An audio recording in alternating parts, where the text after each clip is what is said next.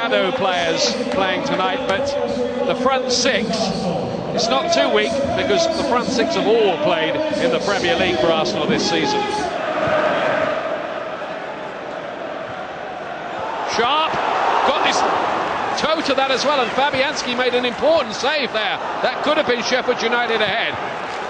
Well, once again, it's another good example of how the home side can be a real threat from set pieces.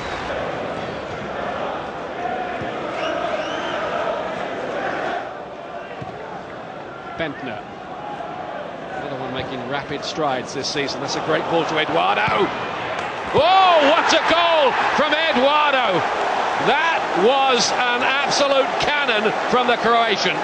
Well, everybody, apart from the Arsenal players and the Arsenal fans, are absolutely shocked in this stadium, and we shouldn't be, really. I talked moments earlier about just the incisive play of Arsenal, and when this ball is rattled into the feet of Nicklas Bentner, he gets his head up and he really does pop a great pass into the feet of Eduardo. Question marks in terms of the room that he has. I'll tell you what, there's very little backlift here, and this has rocketed into the back of the net. Ian Bennett can get nowhere near it. And this is an experienced goalkeeper we're talking about here, and the ball has passed him before he even realises it.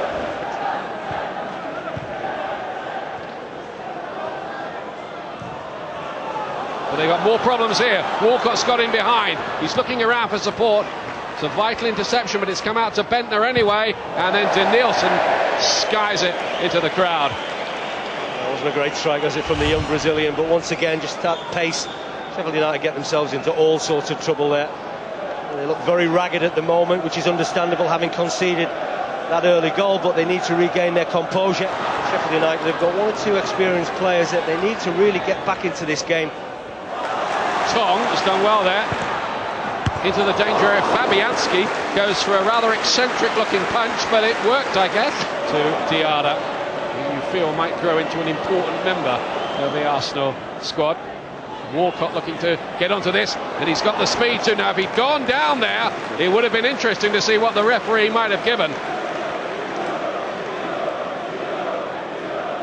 There's a lot of ground to make up the referee, as you probably tend to when you're refereeing against Arsenal with the pace in the side. Diaby, Walcott's in space here. Theo Walcott, and that was a wayward finish this time from the youngster. Actually, when he goes to strike the ball, just have a little look at the pitch. There's a lot of sand came up here, but once again, just getting caught out. Find themselves in a very difficult position. It's a close call in terms of the offside. Diaby plays a decent pass, but there you can just see the sand that seems to come up here, and the pitch really is cutting up quite badly. That's quite interestingly done by Stead. That might have worked for him. Well, he had an awful lot to do here, didn't he, John Stead? I mean, he's one of those players that works incredibly hard, and he's had to forage your way up top alongside Billy Sharp. That's the half-time whistle, and Eduardo's goal, his first domestically for Arsenal this season. A cracking left foot shot, putting the Gunners one up here. They've been dominant, but Sheffield United are not out of this yet. Sure, Arsene Wenger would love the cushion of another goal or two, give him the chance to blood one or two that's on the bench. Eduardo's in here, lovely ball from Gibbs, and he doesn't miss, does he? It's Eduardo again, the flag stays down, it is 2-0, and once again, Eduardo finished with aplomb. Well, there's one or two Sheffield United defenders looking at each other and wondering how they've afforded Eduardo that type of space. I mean, it's a comfortable ball, really, from back to front. Gibbs spots the run of Eduardo, but that's poor defending. You're talking about experienced defenders here, and they really have been carved open. And this boy, when he's 1v1 against the goalkeeper, certainly keeps terrific composure. Stephen Quinn and Dave Carney.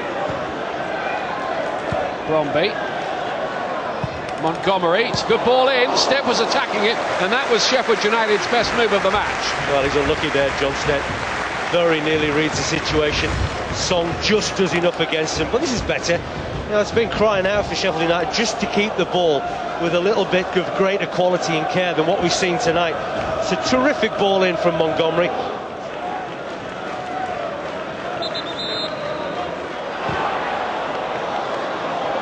perhaps let that run. It's calling for Stephen Quinn, but Diarra with a thunderous challenge. What a tackle that was.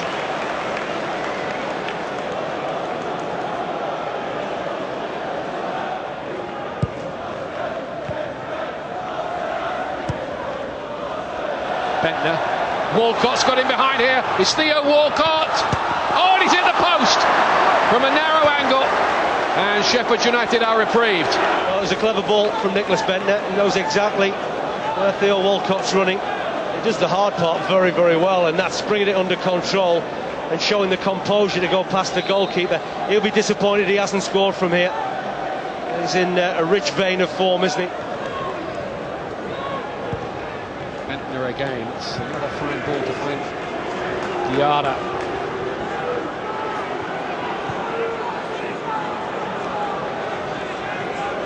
Danielson almost invited to have a go. He does do, and he scores for the second round of the competition in a row.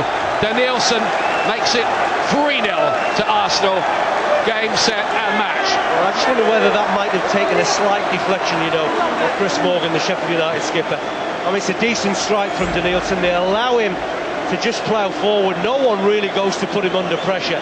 Chris Morgan tries to get himself in the way.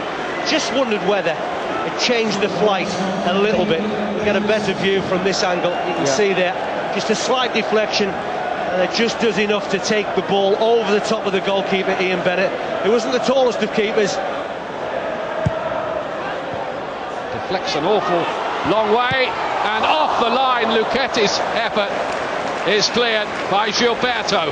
Well, whatever he's thinking, Gilberto, coming at this game about the fact he's not skipper or he doesn't find himself in Arsene Wenger's first team, I tell you what, he has given a very, very professional performance here tonight.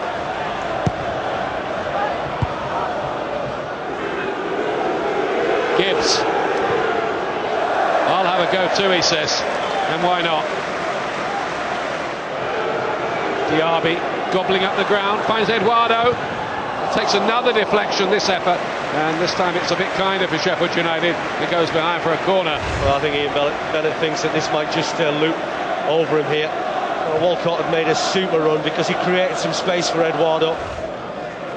Here's Bentner. It was blocked by Lucchetti. It's only come out to Abu Diaby. Measured towards the top corner, but too high. See what he's trying to execute from the edge of the box. Unfortunately, doesn't quite get it right. Bentner's still searching for that goal that he's hoping to get. It's a wry smile to the faces of Arsene Wenger, and a big laugh from Pat Rice. Well, they can afford it, can't they? 3-0. It's all over. Sheffield United are put out of their misery.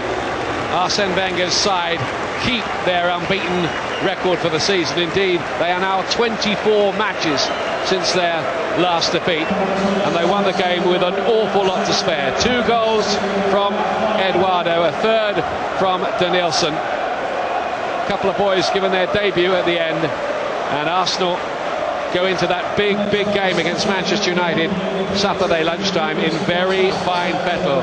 They've eased their way through with, well, contemptuous ease into the quarter-finals, beating Sheffield United here by 3-0. Arsene, with the greatest of respect to Sheffield United tonight, did you expect a little bit more from them this evening? Well, I felt we made things difficult for them because we scored an early goal, and then we were very good to keep the ball, and that made it very difficult for them. I think they did fight until the second goal went in, and even they did fight onwards, but the belief went for them.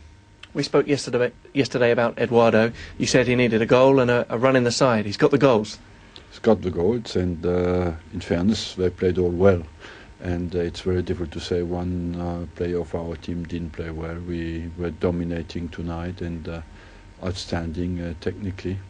And you could see the difference in one side, Sheffield, the confidence is not at the highest at the moment, and in our side, the confidence is high, and of course that contributes to make a difference as well. What in particular impressed you about Eduardo specifically tonight? First of all, that he took his first chance and put it in the back of a net. That's always a quality for a striker, and he looked sharper than 3-4 weeks ago, and technically played very well as well. How convinced are you that he can fairly quickly transform his international form here to Arsenal? Well, we do not put any pressure on the timing. We just know that when a player comes into the Premier League, it takes more or less 6 months to really adapt, and if it lasts a bit longer, it lasts a bit longer. But you see that the quality is there. That is the most important. Were there any other performances that stood out tonight? Well, I must say, from the keeper to up front, I would say, through, of course, Gilberto, who was an outstanding leader in the side. Everybody did well. You mentioned the keeper and Gilberto. One of the issues tonight was asked about why Gilberto wasn't the captain, but Fabianski was. Can you explain that? Because I didn't involve him from the start of the season, and he said, okay, give a chance to the younger players to get into that role. But you could see that the real leader on the field today was Gilberto again, because he leads well the young players, and in the end, who has really the armband doesn't matter too much, because there's such a respect from the young players that anyway, somewhere he's a leader. It is seen as a significant thing to wear the captain's armband. Did you specifically speak to Gilberto before tonight's game that he wouldn't be wearing it, and explain why?